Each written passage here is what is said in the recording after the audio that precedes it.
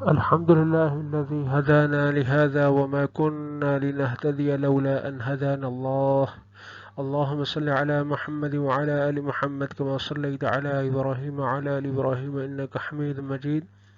اللهم بارك على محمد وعلى آل محمد كما باركت على إبراهيم وعلى آل إبراهيم إنك حميد مجيد. عزیز طلبہ، السلام علیکم ورحمۃ اللہ وبرکاتہ۔ امید ہے کہ آپ سب خیریت سے ہوں گے اور اپنے قیمتی اوقات کو دیگر مشاغل کے ساتھ ساتھ اپنی تعلیم میں بھی وقف کر رہے ہوں گے۔ آپ کے سلیبس کے اندر سورۃ الانفال کے ساتھ ساتھ احادیث نبویہ صلی اللہ علیہ وسلم کو بھی شامل کیا گیا ہے۔ کل 10 احادیث نبویہ، آپ ان کا ترجمہ، تشریح اور عملی زندگی سے تعلق پڑھیں گے۔ یہ 5 نمبر کا ایک سوال آپ کے پیپر میں دیا جاتا ہے۔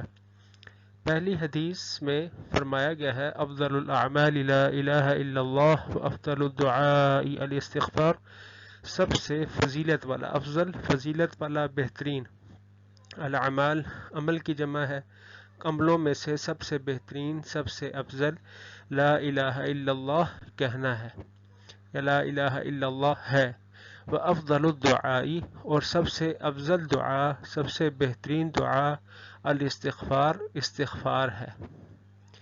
تو سب سے فضیلت والا عمل لا الہ الا اللہ ہے اور بہترین دعا استغفار ہے۔ اس میں ہے ایک اللہ تعالیٰ کی وحدانیت کا ذکر ہوا اور دوسرے حصے میں استغفار کی فضیلت کو ذکر کیا گیا۔ جب ہم اس کی تشریح کریں گے تو ہم اس طرح سے کہیں گے، اس حدیث مبارکہ کے 2 حصے ہیں۔ پہلے حصے میں سب سے زیادہ بہترین کام کا ذکر کیا گیا ہے، سب سے زیادہ فضیلت والے عمل کا ذکر کیا گیا ہے، اور دوسرے حصے میں سب سے فضیلت والی دعا کا ذکر کیا گیا ہے، سب سے بہترین دعا کا ذکر کیا گیا ہے۔ تو سب سے بہترین عمل کیا ہوا؟ لا الہ الا اللہ کہنا، اور سب سے بہترین دعا کیا ہوئی؟ استغفار کہنا ہوئی۔ تو اب ہم اس فضیلت والے عمل کے بارے میں کچھ تھوڑا سا جان لیں۔ تو پہلے حصے میں بہترین عمل کا ذکر کیا گیا، یعنی اللہ کے سوا کوئی عبادت کے لائق نہیں، اور اسی طرح سب سے پہلے تو آپ اس کا اقرار کریں گے، لا الہ الا اللہ کہنے کا زبان سے اقرار باللسان، اور پھر یہ ہے کہ آپ کے دل بھی اس بات کی تصدیق کرتا ہو کہ اللہ کے سوا کوئی عبادت کے لائق نہیں، وعمل بالجوارح، اور آپ کے عمل بھی اس بات کی عکاسی کرتے ہوں کہ آپ جو بات زبان سے کہہ رہے ہیں وہ آپ کا دل بھی اس کی تصدیق کرتا ہے، اور آپ کے عمل بتا رہے ہوں کہ آپ جو بات زبان سے کہہ رہے ہیں اور جو بات زبان دل سے جس کی تصدیق کر رہے ہیں وہ بالکل درست ہے۔ تو اب لا الہ الا اللہ جو ہے، اس میں اللہ کی توحید کا ذکر گیا ہے، اللہ تعالیٰ کو ایک ہی عبادت کے لائق مانا گیا ہے، اور یہ آپ جانتے ہیں کلمہ توحید بھی ہے، اس میں اللہ تعالیٰ کی وحدانیت کا اقرار ہے، اور اسلام کا سب سے پہلا رکن بھی ہے۔ بنی الاسلام علی خمس، یعنی آپ نے 6ٹھی جماعت میں بھی پڑھا کہ اسلام کی بنیاد 5 چیزوں پر رکھی گئی ہے۔ ان میں سے جو پہلی چیز ہے وہ کیا ہے کہ لا الہ الا اللہ زبان سے کہنا اور رسول اللہ صلی اللہ علیہ وسلم کو اللہ کا نبی تسلیم کرنا، رسول تسلیم کرنا، یہ سب سے پہلا رکن ہے۔ تو توحید کا لغوی معنی کیا ہے؟ توحید کا لغوی معنی ہے ایک ماننا، اللہ کو ایک جاننا، اللہ تعالیٰ کو ہی عبادت کے لائق جاننا، اس کے ساتھ کسی کو شریک نہ ٹھہرانا، زبان سے بھی اس بات کا اقرار کرنا اور اپنے عمل سے بھی اس کا اظہار کرنا، یہ توحید ہے۔ اب آپ نے اس میں لا الہ الا اللہ میں جو الہ لفظ آیا ہے، اب ہم اس کے بارے میں کچھ وضاحت کریں گے، یہ الہ کیا چیز ہے۔ یہ آپ کے کئی دفعہ بورڈ میں سوال بھی آیا ہے کہ لا الہ الا اللہ میں لفظ الہ سے کیا مراد ہے، تو اس کو آپ نے ذرا غور سے سننا ہے۔ الہ سے مراد ایسی ذات ہے جس کی عبادت کی جائے، جس کی بندگی کی جائے، جس سے بے پناہ محبت اور عقیدت ہو، اور ظاہری بات ہے کہ وہ صرف اور صرف ایک ہی ذات ہے جس نے ہمیں پیدا کیا ہے، ہمیں اس نے عقل عطا فرمائی ہے، دانائی عطا فرمائی ہے اور ہمیں زندگی عطا فرمائی ہے. زندگی عطا کرنے کے بعد ہمیں ایسے ہی نہیں چھوڑ دیا بلکہ زندگی کی تمام نعمتیں عطا فرمائی ہیں. اگر تم اللہ کی نعمتوں کو شمار کرنا چاہو تو شمار نہیں کر سکو گے. تو اس کے اتنے انعامات ہیں، اتنے اس نے ہمارے اوپر اپنی رحمتیں عطا عنایت فرما رکھی ہیں جس کو شمار ہی نہیں کیا جا سکتا. کے اعتبار سے قرآن مجید میں بھی اس اور احادیث مبارکہ میں بھی مختلف مقامات پر اس کا ذکر ملتا ہے. فقال یا قوم اعبدوا اللہ ما لکم من الہ غیرہ. یہ ایک نبی جو ہیں یہ اپنی قوم سے کہہ رہے ہیں اے میری قوم تم اللہ کی ہی عبادت کرو، تمہارے لیے اس کے سوا کوئی عبادت کے لائق ہے ہی نہیں، تمہارا کوئی اور معبود ہے ہی نہیں. جب عبادت کے لائق ہے ہی ایک ذات تو پھر کیوں اس کے سامنے نہ جھکو، کیوں اس کی بندگی نہ کرو، کیوں اس کا جب کھاتے ہو تو اس کا کیوں نہ گاؤ. تو جب اس زندگی کی ساری نعمتیں اس کی استعمال کر رہے ہو تو پھر عبادت کے لائق بھی صرف اور صرف اسے ہی تسلیم کرو. اسی طرح فرمایا فَعْلَمْ أَنَّهُ لَا إِلَهَ إِلَّا هُ. اے نبی صلی اللہ علیہ وسلم آپ جان لیجئے کہ اللہ کے سوا کوئی عبادت کے لائق ہے ہی نہیں. اللہ تعالی ہمیں سمجھا رہے ہیں کہ دیکھو، اور نبی علیہ الصلوۃ والسلام کی زبان مبارک سے یہ ہمیں سنوا رہے ہیں کہ لوگوں عبادت کے لائق اس کے سوا کسی کو تسلیم ہی نہ کرو. یہ تمہارے ذہن میں ہی نہ آئے کہ اس کے سوا کوئی عبادت کے لائق ہو سکتا ہے. اور اسی طرح نبی علیہ الصلوۃ والسلام نے فرمایا من مات وهو يعلم انه لا الہ الا اللہ دخل الجنہ. جو اس حالت میں مر گیا کہ وہ جانتا تھا کہ اللہ کے سوا کوئی عبادت کے لائق ہے ہی نہیں تو وہ گویا جنت میں داخل ہو گیا.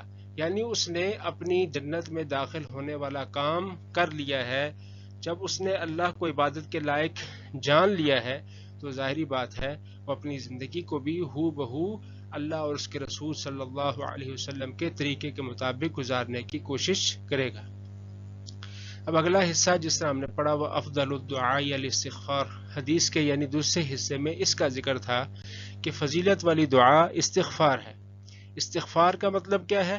یعنی اللہ تعالیٰ سے اپنی غلطیوں، کوتاہیوں، نافرمانیوں اور گناہوں کی معافی مانگنا کہ اللہ میں بڑا خطا کار ہوں، سیاہ کار ہوں، میری ساری زندگی تیری نافرمانیوں میں گزری ہے اور اب میں اپنی ان برے اعمال پر شرمندہ ہوں اور میں تجھ سے اس بات کا وعدہ کرتا ہوں کہ میں آئندہ اپنی زندگی میں بہتری لانے کی کوشش کروں گا، اپنے جو برے اعمال ہیں ان کو چھوڑ کر تیری بندگی، تیری محبت والے کام کرنے کی کوشش کروں گا جس سے تو خوش ہوتا ہو، اور وہ کام چھوڑ دوں گا جس سے تیری ناراضگی ملتی ہو.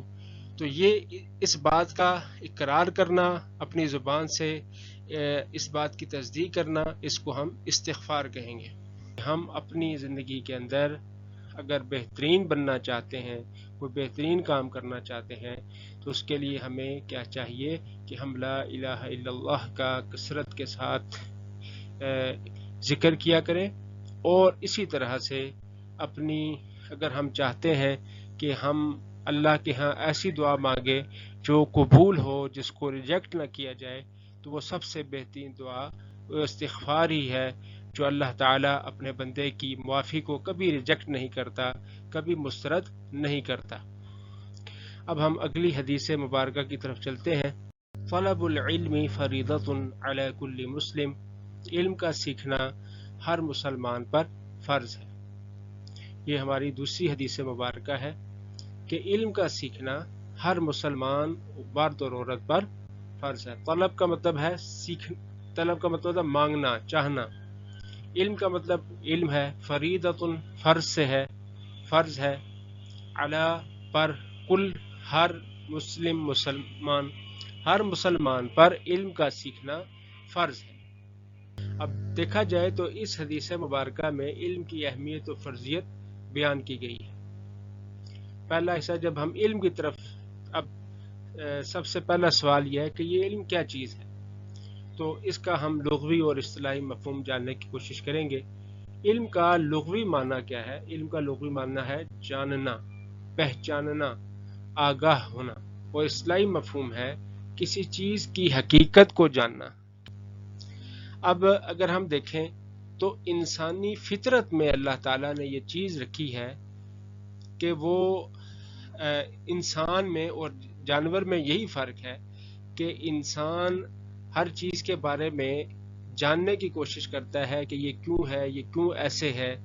ایک چھوٹا سا بچہ بھی انسان اور حیوان کے بچے میں اگر آپ غور کریں تو انسان کا بچہ پیدا ہوتے ہی چیزوں کے بارے میں جاننے کی کوشش شروع کر دیتا ہے، اسٹرگل شروع کر دیتا ہے۔ وہ اپنے والدین سے سوال کرتا ہے یہ کیا چیز ہے، یہ کیا ہے، یہ کیا ہے، یہ کیا ہے۔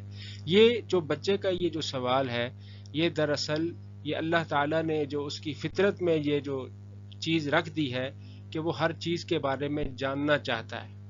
یہ خواہش اس کے دل میں اللہ تعالیٰ نے بٹھا دی ہے، اور وہ اور یہ جو فطرت میں اللہ نے بات ڈالی ہوئی ہے وہ بچپن سے ہی اس کا اظہار جو ہے وہ اپنے والدین کے سامنے شروع کر دیتا ہے۔ تو اب حقیقت یہ ہے، یہ تو ایک فطرت کی بات ہوئی۔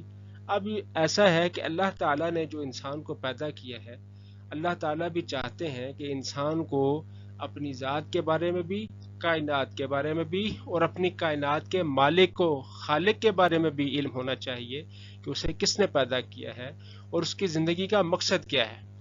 اگر انسان بھی آیا، کھایا پیا اور اس دنیا سے چلا گیا تو اس میں اور جانور میں کوئی فرق نہیں ہے۔ تو انسان میں اور جانور میں اگر کوئی فرق ہے تو وہ یہی ہے کہ وہ اپنی ذات، اپنی زندگی کے مقصد کو ہر حال میں پہچاننے کی کوشش کرتا ہے۔ تو یہی اگر وہ اس اپنی زندگی کے مقصد کو جان کر پھر اس مقصد کے اوپر عمل شروع کر دیتا ہے تو وہ اللہ تعالیٰ کے ہاں کامیاب انسان بن جاتا ہے۔ اور اگر وہ اس زندگی کو موج میلہ سمجھ کر بس اپنا وقت گزارنے کی کوشش میں لگا رہتا ہے اور یہی اس کی زندگی کا مقصد ہوتا ہے اور یہی سب کچھ کرنا چاہتا ہے، تو پھر یہ شخص اگر اس حال میں اس دنیا سے چلا گیا کہ اس نے اپنی زندگی کے مقصد کو نہ پہچانا اور اپنے خالق و مالک کو نہ جانا، تو پھر یہ سب سے ناکام ترین انسان ہے۔ اب صورتحال یہ ہے کہ اسلام نے ایسا نہیں کیا کہ صرف کہا ہو کہ علم کا حاصل کرنا صرف مردوں کے لیے ضروری ہے، بلکہ فرمایا کہ علم کا سیکھنا بچوں اور بچیوں دونوں پر ضروری ہے۔ اور اگر ہم اپنے ملک کی آبادی کو دیکھیں تو ہمارے ملک کی آدھی آبادی جو ہے وہ لڑکیوں پر مشتمل ہے۔ تو اب نبی علیہ الصلوۃ والسلام کے ارشاد پر اگر ہم غور کریں تو ہمارے سامنے یہ چیز آتی ہے کہ ہم جہاں اپنے بچوں کی تربیت کریں، جہاں ایک طالب علم اپنے بھائیوں کی تربیت کر رہا ہے، اسے چاہیے کہ وہ اپنی چھوٹی بہنوں کی بھی تربیت کرے۔ تو اسلام نے بچوں اور بچیوں دونوں کی تربیت کے اوپر زور دیا ہے، ماں باپ کو ہدایت کی ہے کہ وہ اپنی اولاد میں بیٹے اور بیٹیوں دونوں کو تعلیم و تربیت دیں۔ اور سب سے بڑی علم حاصل کرنے کی وجہ یہ ہے کہ دیکھیں ہم نے اللہ تعالیٰ کے سامنے ایک دن پیش ہونا ہے اور اپنے اعمال کا حساب دینا ہے، اور اگر ہمیں پتہ ہی نہیں کہ ہمارے جو ہے وہ جو پیپر ہے وہ ہم نے کہاں سے تیار کرنا ہے، اس کا پیٹرن کیا ہے، تو کیسے کوئی اسٹوڈنٹ جو ہے وہ اپنا پیپر جو ہے وہ اچھے نمبروں سے پاس کر سکتا ہے۔ تو ضروری ہے کہ ہمیں معلوم ہو، ایک تو ہمیں اپنی ڈیوٹیز کا پتہ ہو، ذمہ داریوں کا پتہ ہو کہ ہماری اس دنیا کے اندر کیا ذمہ داریاں ہیں، اور سب سے بڑھ کر ہمیں نیکی اور برائی کا فرق پتہ ہو کہ کون سا عمل نیکی ہے اور کون سا عمل برائی ہے۔ جہاں ہم دیگر علوم سیکھتے ہیں وہاں پر ہمیں اچھائی اور برائی کا بھی پتہ ہونا چاہیے کہ کون سا عمل اچھا ہے اور کون سا عمل برا ہے۔ اگر ہم اس چیز کے بارے میں آگاہی حاصل کر لیتے ہیں تو یقین جانیے ہم دنیا میں بھی کامیاب ہو جائیں گے، اور ہم اللہ کے حضور بھی جب ہم سے سوال کیا جائے گا تو ہم فر اپنے سوالات کے جوابات دیتے چلے جائیں گے، اور ظاہری بات ہے جو درست جواب دے گا تو وہ اللہ تعالیٰ کے سامنے کامیاب ٹھہرے گا، اور جو ہر سوال کے جواب پر خاموش رہا، سوچتا رہا، ادھر ادھر دیکھتا رہا، تو ظاہری بات ہے وہ جہاں جیسے دنیا کے اندر ایسا طالب علم جو بس وقت ضائع کرتا رہے، ادھر ادھر دیکھتا رہے، تو وہ امتحان کے دن بھی ادھر ادھر ہی دیکھ کر اپنا وقت پاس کرتا ہے، جبکہ جو ذہین اور محنت کرنے والے طلباء ہیں وہ 3 گھنٹے کے بعد بھی شکوہ کر رہے ہوتے ہیں کہ سر ہمیں 5 منٹ مزید دے دیں، 10 منٹ مزید دے دیں، ہم ایک تھوڑا سا یہ حصہ لکھ لیں، یہ لکھ لیں، یہ رہ گیا ہے تو بس صرف میں یہ چیز لکھ لوں۔ تو یہی فرق ہوتا ہے محنت کرنے والے اسٹوڈنٹ میں اور وقت ضائع کرنے والے اسٹوڈنٹ میں، کہ جبکہ جس نے اپنا پورا سال پڑھا ہی نہیں، وہ ادھر ادھر پھرتا رہا، تو پھر آخر امتحان کے دن میں وہ ادھر اس کے لیے 3 گھنٹے بھی گزارنا مشکل ہو جاتے ہیں۔ وہ سارا وقت یہی سوال کرتا رہتا ہے کہ سر پیپر دے دوں، سر پیپر دے دوں۔ تو یہی حالت ہے، یہی مثال جو ہے یہ ہمارے سامنے پہ آتی ہے کہ ہم دنیا کے اندر بھی اگر محنت کریں گے اپنی آخرت کے حوالے سے، تو پھر وہاں پر بھی ہم فر جواب دیتے چلے جائیں گے، اور اگر ہم نے یہاں پر وقت ضائع کیا، دنیا کے موج میلوں میں پھنسے رہے اور دنیا اور اس کے ساز و سامان اور اس کی رنگینیوں میں کھوئے رہے، تو پھر وہاں پر ہمارے لیے وہ تھوڑا سا ٹائم بھی بہت ہزاروں سال کا ٹائم بن جائے گا۔ اس وقت انسان پھر روئے گا کہ یا لیتنی کنت ترابا۔ تو انسان جو اللہ تعالیٰ فرماتے ہیں کہ جس شخص نے زندگی میں کوئی محنت نہیں کی، اپنی سٹرگل نہیں کی، وہ کہے گا اے کاش میں مٹی ہوتا، بس مر گیا تھا، ختم ہو چکا ہوتا، یہ پھر دوبارہ کون سا کام پھر شروع ہو گیا ہے، پھر کون سا احتساب پھر شروع ہو گیا ہے۔ میں تو یہ سمجھتا تھا کہ دنیا کی زندگی ہے، میں نے تو دنیا کے لیے سب کچھ جوڑا تھا، دنیا کے ساز و سامان کے لیے محنت کی تھی، یہاں پر یہ کون سے دوبارہ سوالات جو ہے وہ شروع کر دیے گئے ہیں۔ قرآن مجید میں بھی اللہ تعالیٰ نے ہمیں علم کی اہمیت اور علم کی فضیلت کے متعلق اس طرح آگاہ فرمایا ہے، وَقُلْ رَبِّ زِدْنِي عِلْمًا۔ اے پیغمبر صلی اللہ علیہ وسلم فرما دیجئے اے میرے اللہ، اے میرے رب، میرے علم میں اضافہ فرما۔ تو اللہ نے ہمیں یہ تاکید کی ہے کہ ہم اپنے آپ کو تیار کریں، علم کے سیکھنے کے لیے اپنے آپ تگ و دو کریں، کوشش کریں، اور اس سے جان نہ چھڑائیں، علم کو سیکھنے کے لیے بھرپور کوشش کریں۔ اور نبی علیہ الصلوۃ والسلام پر جو پہلی وحی کی گئی اس میں بھی اس بات کی تاکید کی گئی ہے، اقرأ بسم ربک الذی خلق۔ اے پیغمبر صلی اللہ علیہ وسلم پڑھیے اپنے رب کے نام کے ساتھ جس نے پیدا کیا، یعنی آپ صلی اللہ علیہ وسلم پر جو پہلی وحی آئی ہے اس میں بھی اقرأ کا لفظ آ رہا ہے، اس میں بھی تاکید کی جا رہی ہے کہ اے پیغمبر صلی اللہ علیہ وسلم اپنے رب کے نام کے ساتھ پڑھیے جس نے پیدا کیا۔ تو یہ دراصل ہمیں بھی اس بات کی طرف اللہ تعالیٰ سمجھا رہے ہیں کہ جہاں تم دنیا کے دوسرے اسباب اور ان کے لیے محنت کرتے ہو، وہاں تم علم کے لیے بھی کوشش کرو، علم کو بھی اپنی زندگی کے اندر لانے کی تگ و دو کرو۔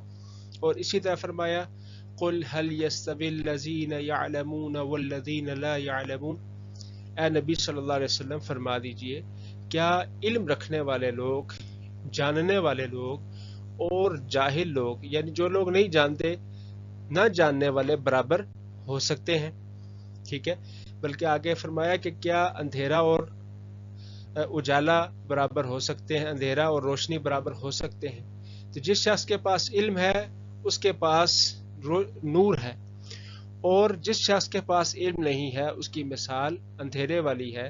تو جس طرح کہ اندھیرا اور روشنی والا برابر نہیں ہو سکتا، اسی طرح علم رکھنے والا اور علم نہ رکھنے والا بھی کبھی برابر نہیں ہو سکتا۔ اسی طرح نبی علیہ الصلوۃ والسلام نے علم سیکھنے والے کو خوشخبریاں بھی سنائی ہیں۔ کیا فرمایا؟ من سلک طریقا یلتمس فیہ علما سہل اللہ لہ بہ طریقا الی الجنہ۔ جو کسی ایسے راستے پر چلا جس میں وہ علم کو سیکھنے کے لیے تگ و دو کر رہا تھا، کوشش کر رہا تھا، اللہ تعالیٰ اس کے لیے جنت کا راستہ آسان فرما دیتے ہیں۔ یعنی علم سیکھنے کے لیے نکلا اور اس حال میں اسے موت نے آ دبوچا، تو گویا کہ وہ جنت کے راستوں پر چل رہا تھا اور جنت کے راستوں میں ہی اسے موت آ گئی ہے اور وہ جنت میں ہی داخل کر دیا جائے گا۔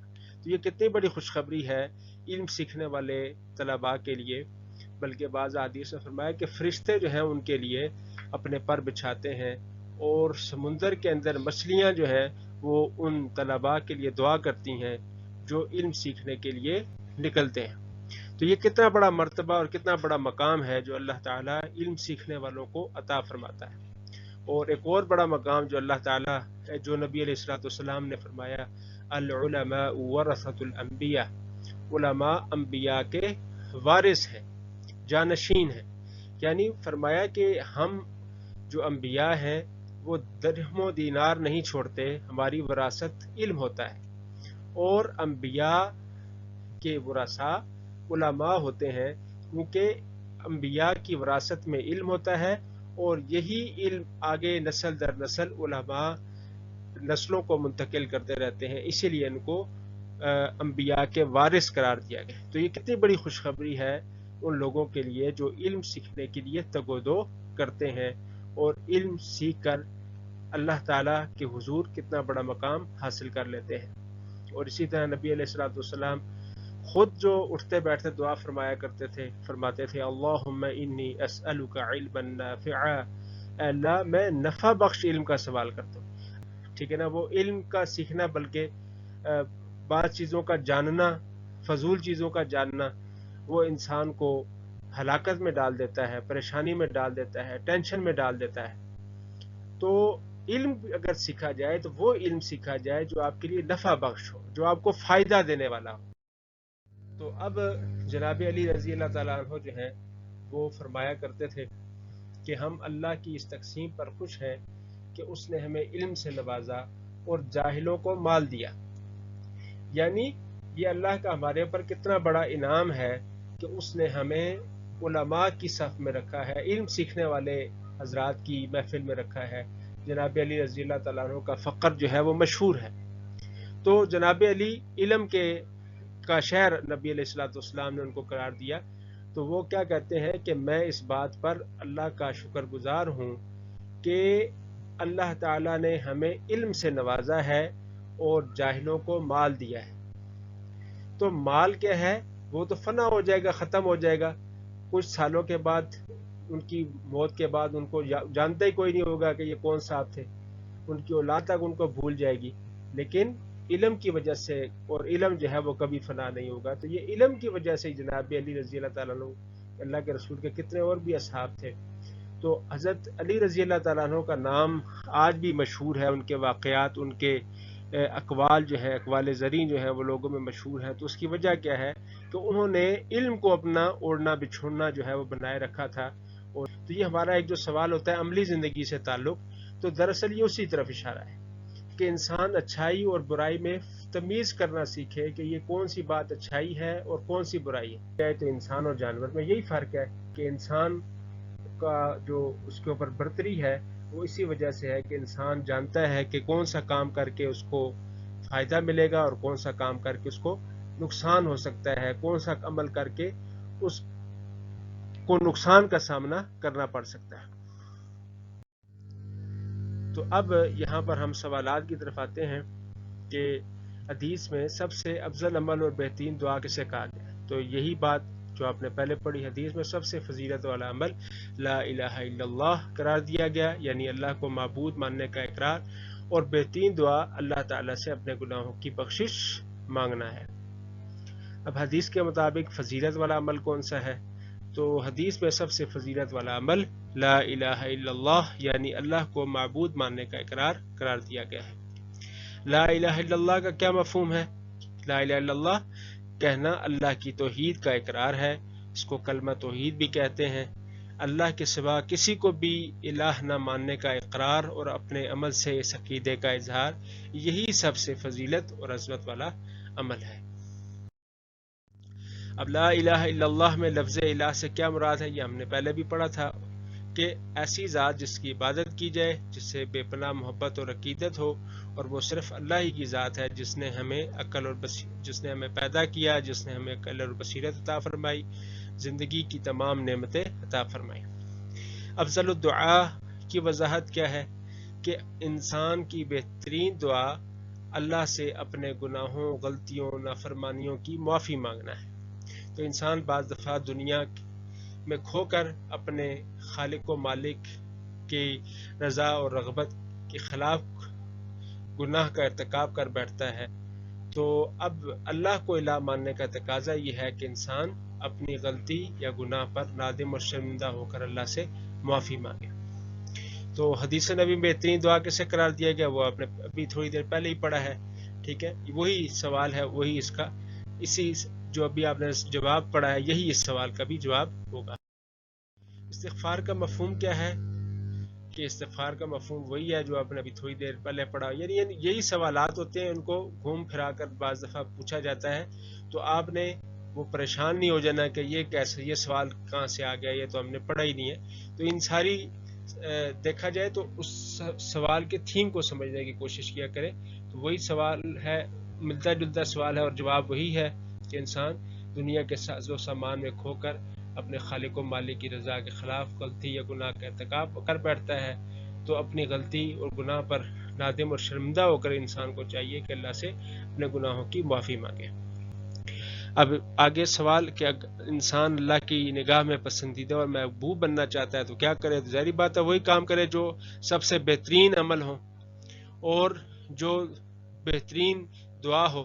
تو یعنی افضل الاعمال لا الہ الا اللہ، یعنی چلتے پھرتے لا الہ الا اللہ، اٹھتے بیٹھتے دل و جان سے لا الہ الا اللہ اور استغفار کا ذکر کرتا رہے. اللہ کو الہ ماننے کا تقاضا کیا ہے؟ کہ انسان اپنی غلطیوں اور گناہوں پر شرمندہ ہو کر اللہ سے معافی مانگے. آگے حدیث ہے طلب العلم فریضۃ علی کل مسلم کا ترجمہ. تو علم کی طلب ہر مسلمان مرد اور عورت پر فرض ہے. انسانی فطرت کا بنیادی تقاضا کیا ہے؟ کہ وہ اپنی ذات اور کائنات کے بارے میں اچھی اور بری بات کا علم رکھتا ہو. اس کے بغیر نہ تو انسان دنیا میں کامیابی حاصل کر سکتا ہے اور نہ ہی اپنے خالق و مالک کا قرب حاصل کر سکتا ہے. پاکستان میں لڑکوں کے مقابلے میں لڑکیوں کی تعداد کا تناسب اور مدارس کی تعداد کیا ہے؟ تو یہ آپ نے پہلے بھی پڑھ لیا کہ لڑکوں کے مقابلے میں لڑکیوں کی تعداد کا تناسب نصف ہے اور لڑکیوں کے مدارس کی تعداد بھی نصف ہے، آدھی ہے. اگلا سوال ہے علم حاصل کرنا ہر مسلمان مرد اور عورت کے لیے کیوں ضروری ہے؟ تو علم کا سیکھنا ہر مسلمان مرد اور عورت کے لیے اس لیے ضروری ہے کیونکہ علم عظمت اور سربلندی کا ذریعہ ہے.